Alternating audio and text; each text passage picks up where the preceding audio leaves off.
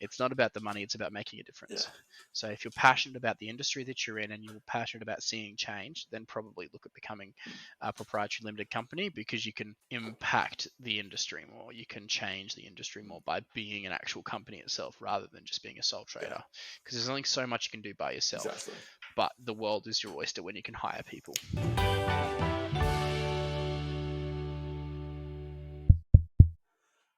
G'day guys, welcome back to another episode of Uneducated Entrepreneurs. My name's Dan and we've got Pete on again this week. If you haven't watched last week's episode, go check it out, it'll be above Pete's head. And we have decided to mix things up. We'll be now doing episode releases every 2 weeks, so once a fortnight. Just because Pete's business is getting busier, my stuff is getting busier, / I just need more time. And so we're going to do it every 2 weeks, and we will potentially throw in a bonus episode in the off weeks if we've got pressing news to share. If exciting stuff happens. Yeah, pretty much. That's basically it. Like if there's $1 million grant for every business owner, that we'd definitely be covering that like straight away. How good would that be? Yes. So today we are going to be covering sole trader versus company. So Pty LTD Company. What are the pros? What are the cons? When should you switch from a sole trader to a company? And our personal opinions and ideas. Before we get started, we are by no means qualified tax agents to recommend any sort of action on your behalf. So don't take our word and go and start up a company because it's like, oh, these guys said that I should do it. Don't do that. This is just our opinion. So our experiences too. So I'm, out of the two of us, I'm the only one with a Pty LTD Proprietary Limited Company. Dan is still a sole trader. I have been a sole trader before in the past, so this is just my personal experiences within it.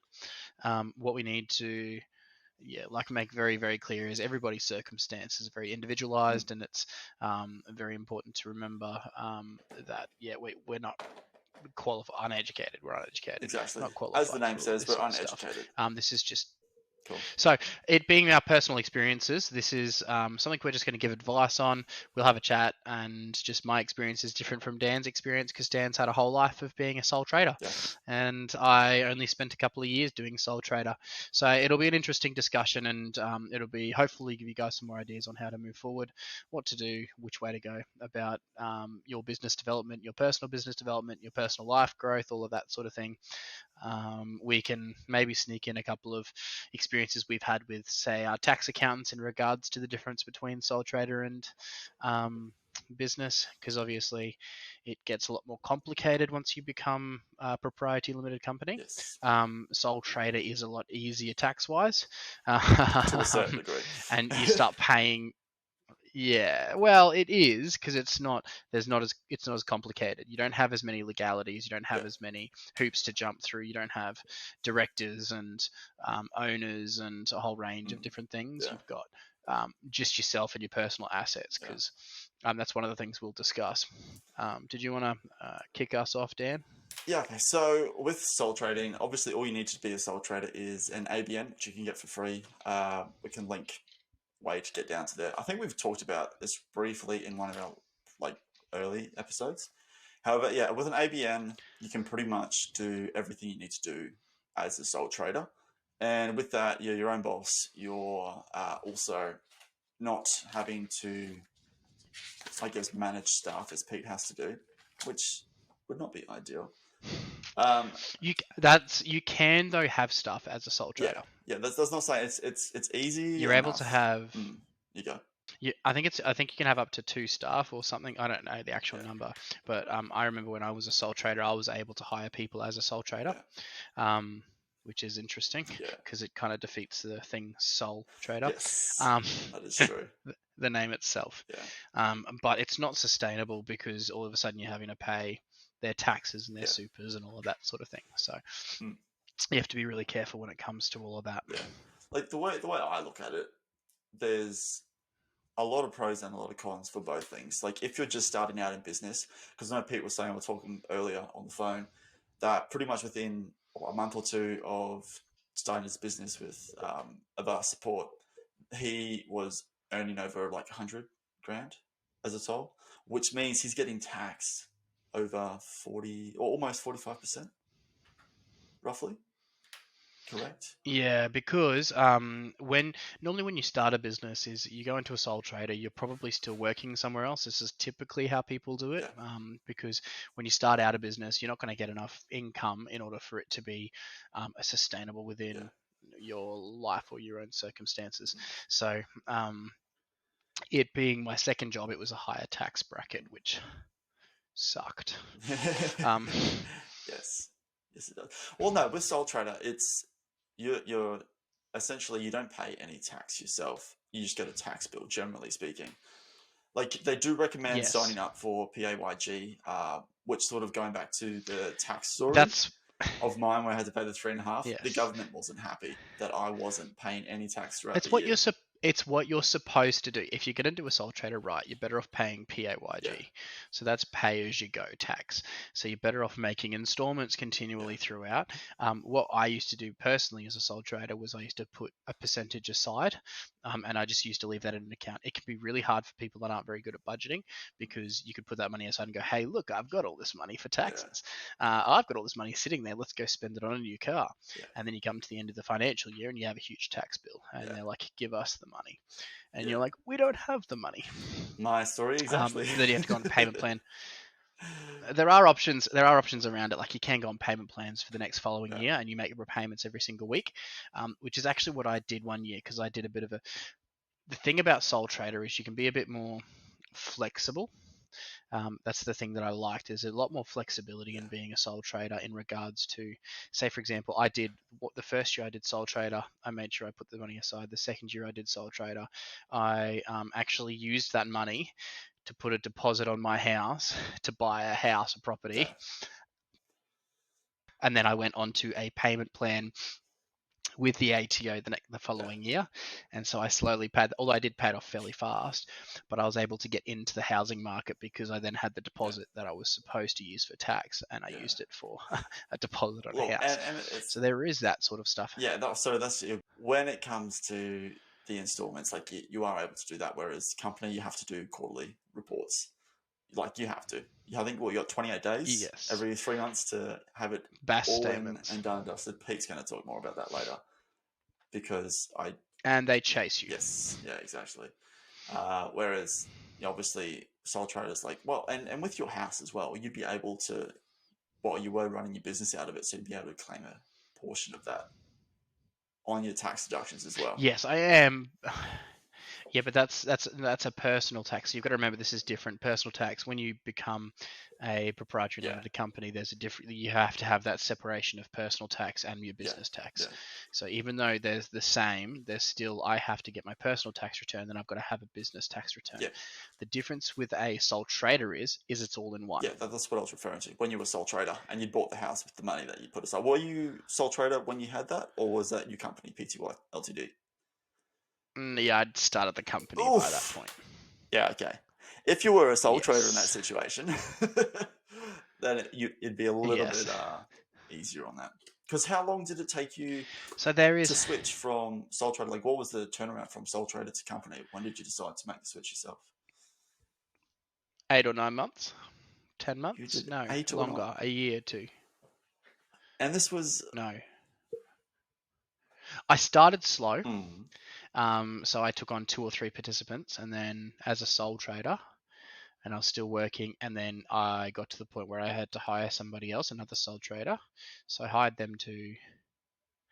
Yeah, I probably went from sole trader to a company probably about 12 to 18 months. wow. So you're paying So tax that was, through the huh? wahoo. You were paying tax like out your ears for a whole year before you did that. Yes, yeah, Don't do that. yeah. So you pay a lot of tax. Yeah, You can do it. It worked out because I was able to. I didn't take an income first couple of years, first 6 months yeah. of me starting the company Mm. itself. When I had staff members, I would work to build up a cash reserve within the organisation to pay the staff Yeah. that we were bringing on And board. with the changeover from sole trader to company, how long was it where you were solely doing support work? Because I know you were still working for another company whilst you were getting your company up and running. So what was that time frame? Because with your other company, they would have been paying some of your tax, which would offset your tax bill. So was that, you're counting the math? He's doing the math now. Probably I was probably working for another company while starting my own for 6 months. So, well, technically I had a company because I was a sole trader. Because a sole trader is still a company. It's just not a proprietary limited company. So probably 6 months that I actually had the proprietary limited company while I was working for another organization. And like they were aware that I was doing private work. I was very open and honest about all that sort of stuff. So then I made the transfer, which was an interesting transfer. It was a hard transfer and it was an expensive transfer. Yeah, we'll talk about the expenses soon.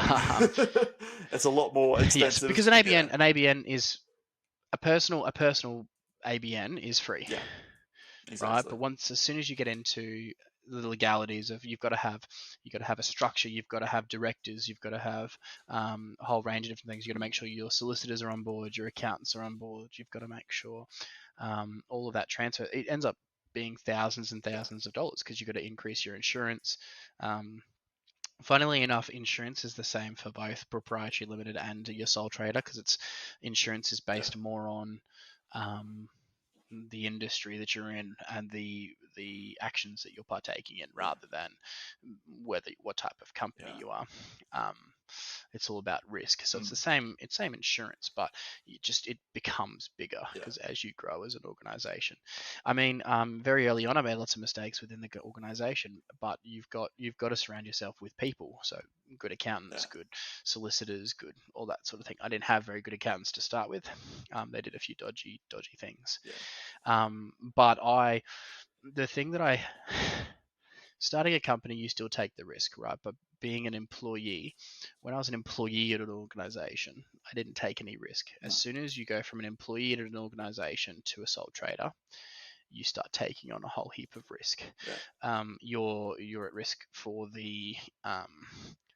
your clients suing you or not liking your work or not being able to get work. You've got to pay your own. So as a sole trader, you have to pay your own PAYG, or unless you do the other thing we said, which is put money aside, or get a big tax bill at the end of the year. You have to do your own super because there's no super contributions. Yes. They're not mandatory for sole traders. So if you could screw your future up real big time, as soon as you become an organization, a proprietary limited organization, you have to pay. There's compulsory super contributions, which have been steadily going up. So there's the super contributions that happen, which doesn't happen as you're a sole trader, which can affect you in the long term. Like I have an employee that works for me that was a sole trader for many, many years in the construction industry, like 20 odd years in the construction industry, and he never paid himself super. And so now he's 20 years. Wow. Why would you touch it? I didn't. I was moving the light. I was moving the light. Sorry. Did I move the camera? Okay. 20 years.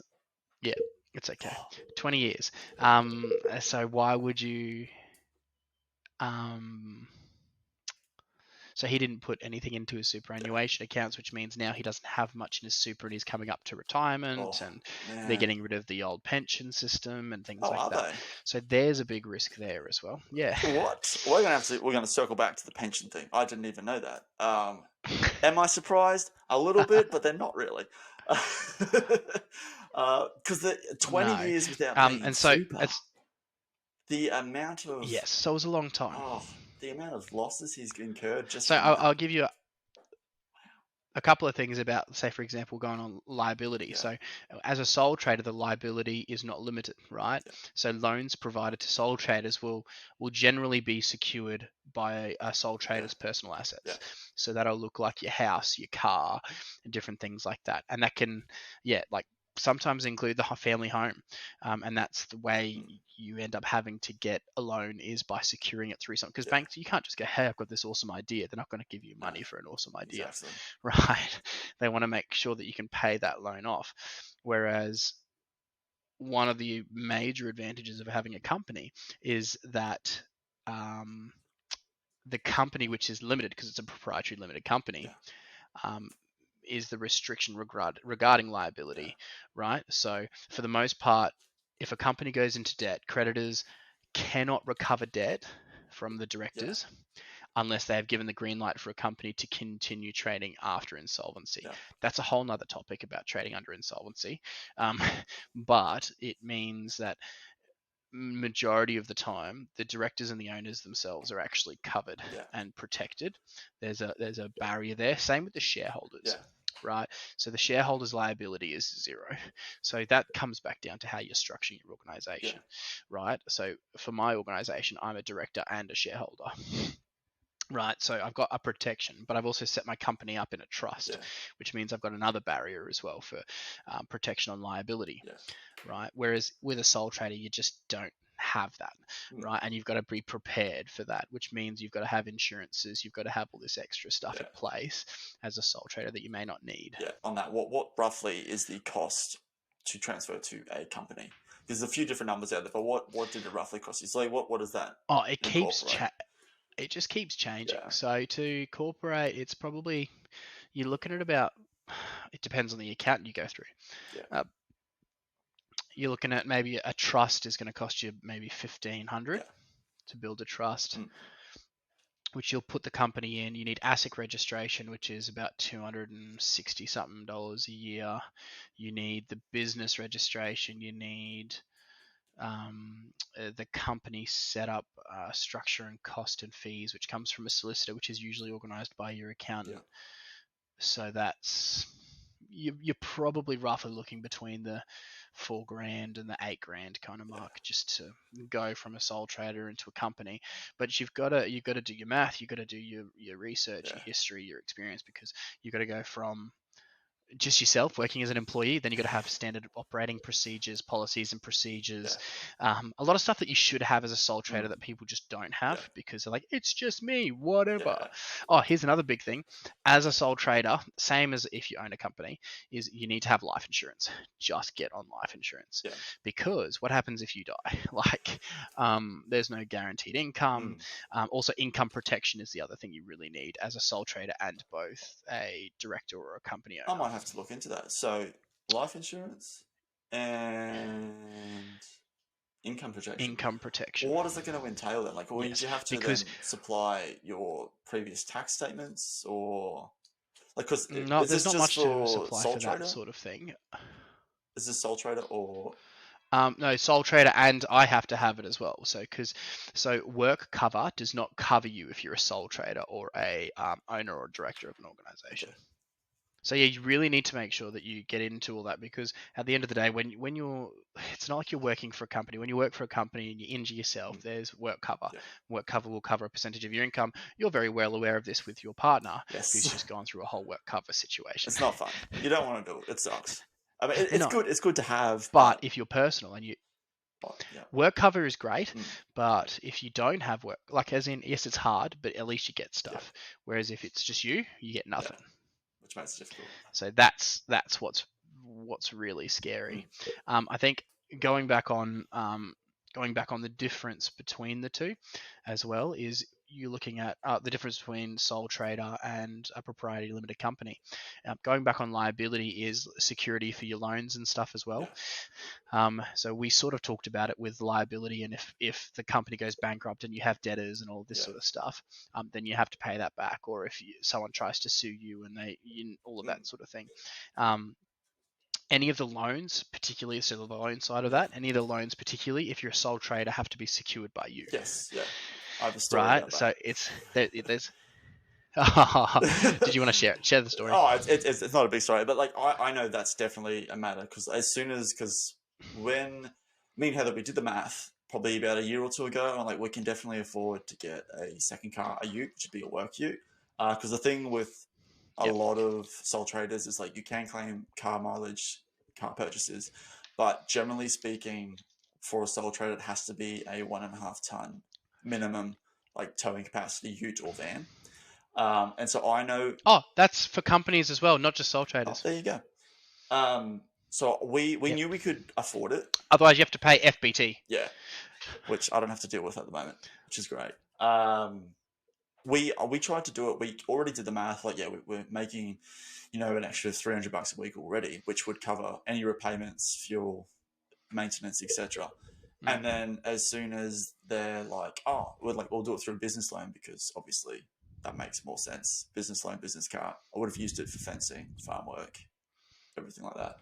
And they're like, oh, have you got any assets? And like, because I went through like assets, and then they called me up and like, hey, do you have a house at all? And I was like, no.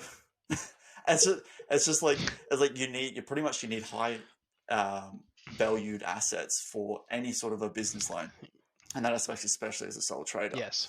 Because it's like, as Pete said, it comes back on your personal assets, not your business assets and income. So that's my story. Yes. It sucks. Yeah, so it does make it hard. Whereas within a company, the company can get a loan secured by its assets. So as you build, so that can be in the form of cash assets, that can be in the form of equipment, that can be in the form of property, all of that sort of thing as well. Having said that, as a proprietary limited company, as you're starting up, it can still, some banks may require personal guarantees from the directors or the owners of the business. So that can still come into play, but there's just a lot more protections in place once you are a company and you're getting business loans themselves.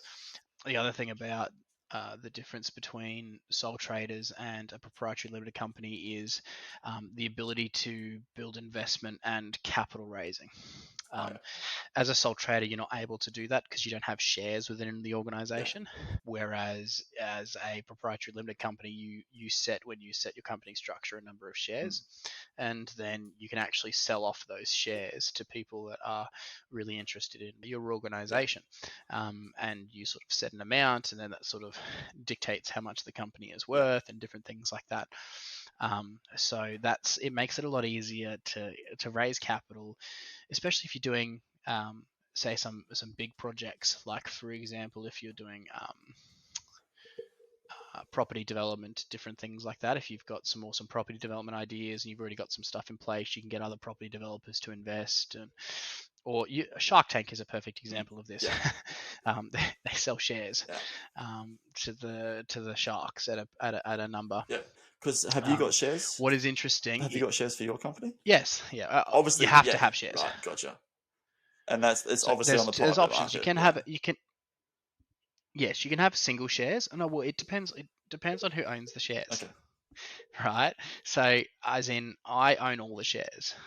Right. Well, actually, I don't. The company, let me get this right. The trust owns the shares, and the trustee is being changed. So, which is another shelf corporation that we've created in order to do another level of protection. That's a whole nother story that I'm still trying to wrap my head around. So you can do a company that's really easy. You can go, oh, there's 120 shares. Right. Or you can do, we're a company with one share and the company can never be split. That's a silly way to go. Don't do that. Always go with with an easy round number. 120 shares is a good number, just in case things happen in the future or you decide to go public or a whole range of different things. I think a lot of people will be really interested in this next one. Is one of my favorite reasons for having a company is tax. Tax. Gross. Okay, so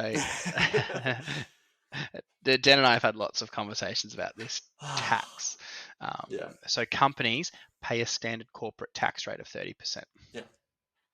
Right? Whereas if you're a sole trader, if you earn over $100,000 a year, you're going to be up at a higher tax bracket. Right? So this comes down to, Dan always talks about this when he mentioned before, when is the best time to become a proprietary limited company over a sole trader, can usually be based on your income and potential growth within your business. So if you continue to have new clients come in, it's building up more and more. This is what happened to us. I started pushing higher and higher into higher tax brackets, and I started going, all right, I need to stop. I need to look at what's the best opportunity, and then go, all right, it's now better to build it as a company because I'm going to pay 30% tax rather than paying 42% tax. Yeah, it's for being in a disgusting. higher tax Yeah. bracket. So you're only going to have to. To break down the tax brackets, if you're not aware, if you're doing any sort of sole trading, you should definitely be aware of the tax brackets. So I think to break it down, we should have touched on this Yes. last episode. Is 0 to 18,200 is 0% tax. Mm-hmm. 18,200 to 45 grand. 19 cents of every dollar you earn has to go to tax, and then the next tax bracket is 45 to 120. Or might be 180. I think it's 120. That's when you're pushing 32.5%. And then Yeah, but okay, so we've got to be clear on Australia's tax system. So not all your money is taxed at 32. So every dollar yes. over 45 is taxed at 32%. Yes. Good call. Yeah. So, because it still makes sense if you get a higher paying job to get more, because you're not going to earn less just because you're in a higher paying Yeah, job. exactly. That's the point. So big tip is, well, Dan should know the tax brackets because Dan's a sole trader. Got them. I just pulled them up to get the right numbers. I was pretty spot on, just by the way. So going back to the tax brackets, so your tax bracket from 18,200 to 45 is about 5 grand worth of tax that you're going to have to pay. So if you earn 45 on the dot after your deductions and everything else, you're going to have to pay about $5,000 worth of taxes. So then that stays there, and then any money after the 45 up to $120,000, you have to pay 32.5% on the remaining. So the 45 to the 120. So just at that, if you look at the percentage wise, if you're a company, you only pay 30%. Yeah. Whereas a sole trader pays 32. Yeah, it makes sense to, as soon as you clock over 45, like because at the moment I think I'm currently sitting, even Heather, she cracked into the 50s this year, last financial year. So we're right on the edge of that 32.5. So we're not losing too much. That's still okay. Yeah, that's what I was going to say. See, that's still okay. It's when GST gets involved as well, though. So GST is goods and services tax, which you have to pay over. So that's an extra 10% when you have to pay over 80,000. When you earn over 80,000 a year, 75 grand. 70 used to be 80. Yeah, back in the day, 3 years ago. Not back in the day, 3 years ago. So once you earn over 80, then you have to pay an extra 10% on top, which is, so that's usually when people start looking at going, all right, maybe it's better that I'm a company because then I have a lower tax bracket. Yeah. Still have to pay GST, but I'm still losing a couple of percentage. And going on that as well, I think if your deductions clock you under 75, so that's the other thing. If you're doing quarterly, the bonus of doing quarterly is you know how much you can deduct from your grossly income for that quarter, which means I'm assuming, because they work your tax and the GST off the gross, unless I'm wrong, that if you earn, say, 85 to 90 grand, one, you probably want to be registered for GSE just to cover you. However, you should, like I know with me, I would definitely be able to do about 15 grand worth of deductions on that, because at the moment I'm able to do about 12 with just my business at the moment is a lot of driving, so a lot of car expenses because fuel is ridiculously expensive. So like there is that. And so I know for me personally, when I would switch to a company would be when my deductions are no longer going to drop me towards, like, probably if my deductions were over like 60, I would be thinking about switching to, like, even so, like, gross after deductions. I would probably, if it like was clocking over 60, I'd be thinking about switching to a company. In my personal See, what's interesting about that too is because if you talk about retained profits though as well, like as a sole trader, you actually technically can't retain any profits, right? So profits of a sole trader will always be taxed at the personal marginal rate, right? Whereas a company is able to, they're not required to issue anything to any profits to their shareholders, right? So there's no legal obligation to do that, right? And they can use the profits to facilitate growth within the business, right? So if I say, for example, if I get 200k of profit in and I use 150k of that profit to develop the business further in advertising and this and that and a whole range of different things and further the business, buy assets, different things like that. That's not counted that's not taxed at, right? So we're able to then retain the profits. So then whatever profits are left over are then taxed as income for the for the company. Yeah. Sorry. Gotcha. So there's a slight difference there. Also, going into like tax losses, sole traders have the ability themselves to offset any losses from one source of assessable income to another. For example, any losses incurred in regards to like rental properties or different things like that can be offset against any income from the business of a sole trader. And that's similar to how companies that have multiple businesses can offset any losses from one of the entities against the income of another entity, which is this is something you want to get into further discussions about with your tax accountant. Definitely. With your tax agent, because it starts getting a little bit messy. Like companies that form part of the same consolidated tax group, the situation is similar in that the losses can be offset against other sources of income in the submission of the group's return. So they can sort of move money to different organizations in order to offset the amount of tax that they're paying percentage-wise, which is why you have things like shelf companies and all of that sort of thing as well. Yeah, and that's also goes into the whole, if you're a serial entrepreneur and you have multiple forms of income, that will be very beneficial for you. So if you're getting to a stage where, like, because some people, they just want to do their one business, like, yeah, I'm happy earning, 80 to 90 grand with the business, pay my tax, do that.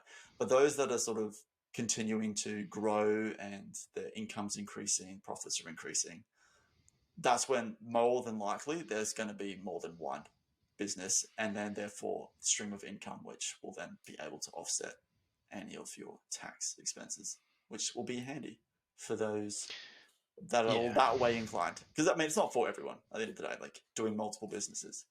And because you were saying on the phone that each trust, because we can get into trusts if you want, because you've got 3 now. Is that correct? Or 2? 2 or 3? Yeah. Two. But I keep changing them, so yeah. So there's benefits to having everything through a trust as well. I'm going to give that to Pete to explain because I barely know it. Because I think I contemplated doing a trust, and it just didn't make any sense with the costs to set it up and maintain it as well. It's just didn't make sense for what it was earning. Maintaining it's not expensive. Maintaining it's only $260 something a year for ASIC registration, so it's not expensive. Gotcha. You're better off. You're not doing it as a sole trader. You do it as a company. It's just an extra form, so it's not Jess and myself owning all of the shares within the organization. It's actually a trust that owns the shares. So if something goes wrong with the business, they go for the trust. They can't actually touch us as the organization owners. Well, they can, but it's a lot more difficult. All you're trying to do is just put blockades in front of yourself. So we're shifting it so that we're putting a shelf company as the trustee of the trusts, and the company, so the company directors are myself and Jess, right? So what you've got is you've got a company. All the shares for the company are owned by the trust, and the trustee who manages that trust is another company. This other company then has the directors of myself and Jess. Yep. So they have to go through, the company. All right, let's go to the trust. Oh, the trust is the trustees, which is this company. Now we have to deal with this company. And then, then it's... a lot of paperwork per trust. There's like, no one's going to want to do that. They're like, no. Yes. And generally, if they're trying to go for you that hard, they're probably in the wrong. So they're going to lose. Like if they're just trying to... Or in the right. You'd have to be doing something real dodgy for that to be the case, though. If they go through 2 different trusts, so basically firewalls, to get to your personal assets. You normally only have 1 trust. You don't have 2 trusts. It starts looking dodgy. If you have multiple trusts, it starts looking like you're doing something wrong. Gotcha. So here's Pete saying, I've got 2 at the moment. But well, no, I have 1 personally for property trust, and I have 1 for company. Yeah.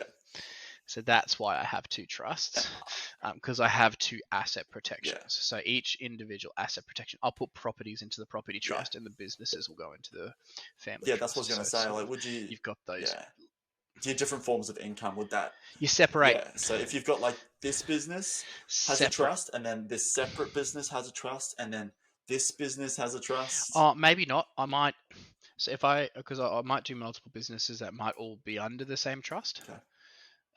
And just because it makes it easier for everything to be for asset consolidation and all of that sort of stuff, it's easier for it to all be in the one place. Would that be one of the main benefits? What's funny though? Would that be one of the main benefits for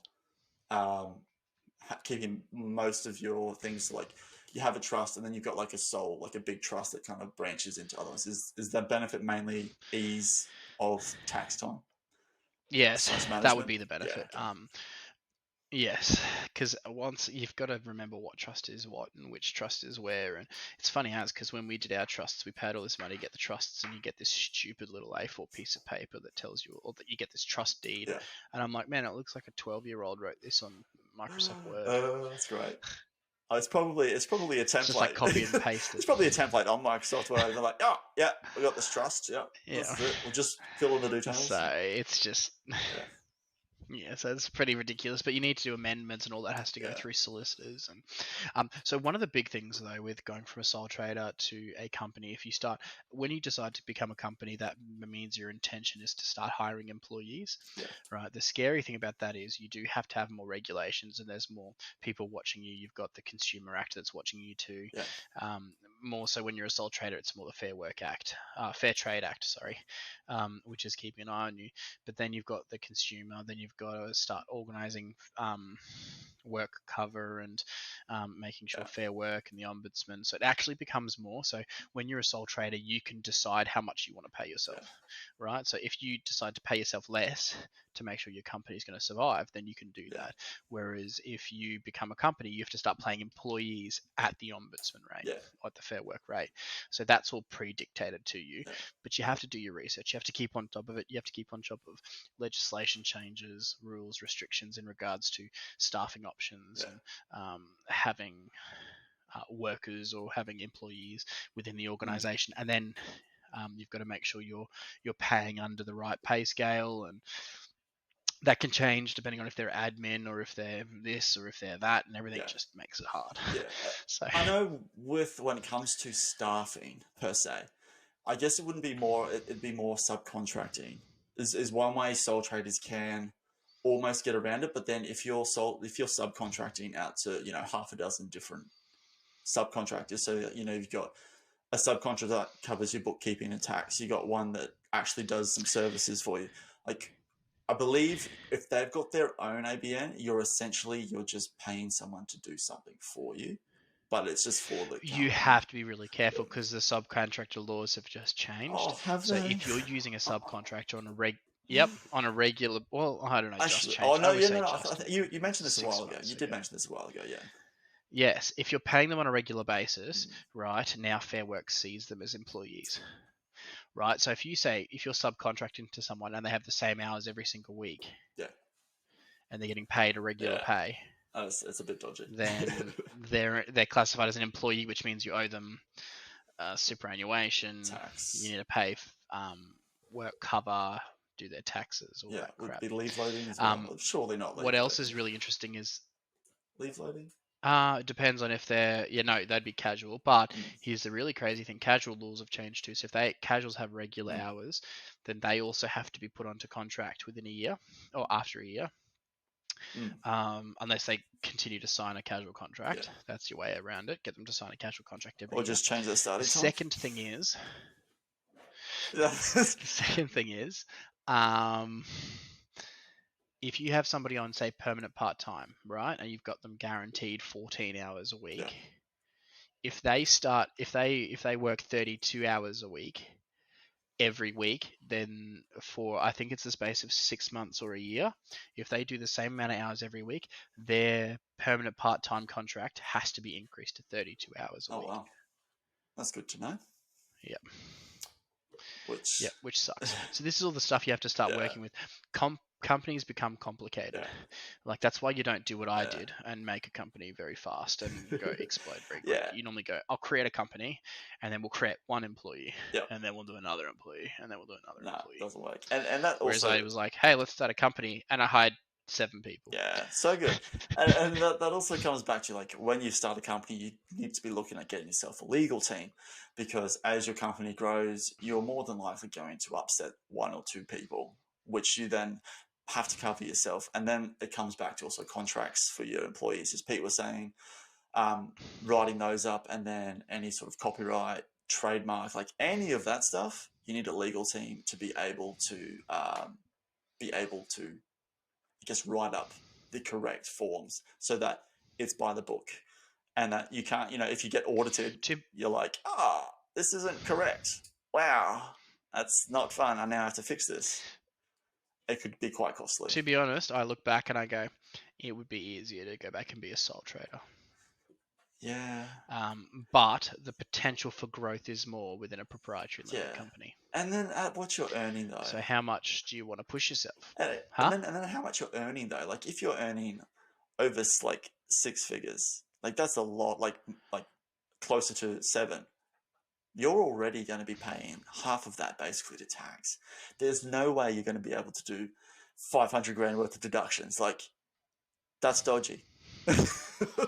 I mean, as a sole trader, as a sole trader, I'm like, you'd be silly, surely. I mean, I'm sure there's some people that do it. No, but you wouldn't do that. As a sole trader, you'd keep your income lower because you don't need to live on $500,000 a year. That's not what quality of what the heck are you? That's an intense quality of life if you're spending that much money. Yeah, that's like I'd rather have asset built rather than but you can do more voluntary super contributions as a sole trader. Yeah, that's true. So you can voluntary contribute up to $25,000 a year. I think it might be 27.5. Now they've changed it. It was 25,000. Yeah, I think they've only just recently changed it. I was listening to YouTube fella. And that's tax free. Yes. And then also the other thing with having a trust is if you do have stocks or something where you sell within a year, you get a 50% discount on capital gains tax as well if you've done it through the trust. Yeah. I did see that. So that is a little bonus there for any. So you did know a little bit about trusts. I did some research. I did. I'm just like that is a benefit of having a trust, is if you do dealings with, like, even probably, I imagine, real estate, stocks, anytime. So if you're flipping houses, for example, if you do it through a trust, you'd be getting a 50% discount on capital gains tax, which is considerable. Yes. Considerable. Yes. Yeah. I mean, if you have any, like, the real thing to say in all this is if you have any questions, like if we've piqued your interest on anything, then go and talk to your accountant. Yeah. Because if you're a sole trader, you should already have an accountant. Yes, exactly. And if you don't have an accountant, I say this, I feel like I say it every week. We pretty much do. We're now the tax podcast. in all fairness, tax is very much a very big thing in any business, because that's how you stay out of trouble, basically. Yes. It's a big part. So it is interesting. So there's a couple of things to think about. Like, running a sole trader company is easier. Yeah, definitely. There's not as much to do. Running a proprietary limited company is going to cost you more money, but you have more, and it's going to take more time and more effort, but you've got more potential for growth. Yeah. So you sort of have to weigh up those options. For some people, being a sole trader is the best thing in the world, and just they can be a sole trader for the rest of their lives. That works. Like some Sparkies that I know are sole traders, and all they do is it's just them, and they go to people's houses, do their job, go home. That's it, right? But if you want to see your business grow, develop, become bigger, become better, become something larger than just yourself, then you have to. If you've got the dream to not just it's not the money, right? No.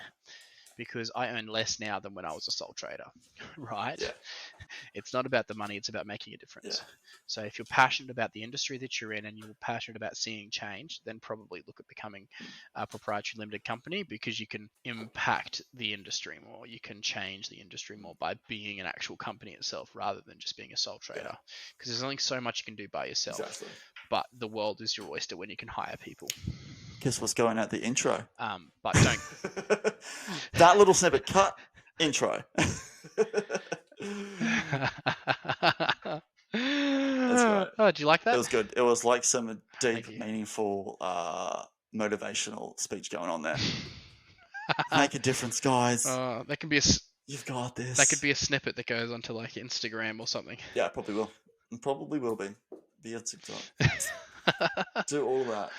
And then we just need to share it 1,000 times. Yeah. So yeah, that's the thing. You just need to look at a place, make a difference, change the industry that you're in. If you're passionate about it, it's going to make a huge difference. It's all about passion and drive. At the end of the day, majority of business owners don't make a heap of money, right? Like majority of business owners earn less than you would expect, right? Proprietary limited business owners, so companies, right? Sole traders still make a very, very good income. If that's what you're after, stay a sole trader. If all you're wanting is an income, stay a sole trader. If you want to make a huge difference within your personal industry and you're growing and you want to develop and you want to have the stress, you may lose income. It may grow back in the future, and you may get a larger and larger income as the business grows, but that's not going to happen for many, many years. Like majority of businesses fail. I think it's 80% of businesses fail within the first 5 years, right? Exactly. Companies fail within the first 5 years. So if you've got stable income coming in from a sole trader gig and it's working, stick at it. Exactly. But if you do, like I said, make a difference, change the industry you're in, change people's lives, but you're going to have to be happy with decreasing your income, then go for it. Start a company. It's going to be a hard slog. You're going to be passionate about it, and you're going to push for change within your industry. Yeah, exactly. And I mean, that's not to say you have to stick to one industry as well. Like, you can have many passions and many businesses in those passions. Like, I guess at the end of the day, once you've done it once, more or less rinse and repeat on different businesses, depending obviously on how you set it up. But if you set it up properly, one, you've got the contacts there already from your previous one. Like, we've just got this other business we want to tack on. 2, you know what to avoid, what pitfalls that could potentially arise. 3, you're going to be able to, I guess, grow faster. So instead of you taking, 18 to 24 months to get some consistent profits from your company, you can be like, well, this is what we need to work on, like tick this, work on a checklist, and then bang it out and like pretty much copy paste to another. All right. Alrighty, guys, if that is all for this week, if you enjoyed this episode, make sure you like, share, subscribe, bell, all that fun stuff. Last episode will be on the screen somewhere. We'll be doing it every 2 weeks. There'll be an episode every 2 weeks. There may be a bonus one every now and again. We hope you enjoyed it. If you do have any questions regarding switching to a company or staying sole trader, one, you can ask us. We're not going to give you a qualified advice or answer. We will probably recommend you go to see your tax accountant because they will have a better idea of your circumstances. Everyone's circumstances are different. This is not advice. This is just our experience and opinions. But until this is just fun. Yeah, until next time, guys. Enjoy your week, and we will see you back here in 2 weeks. Thanks.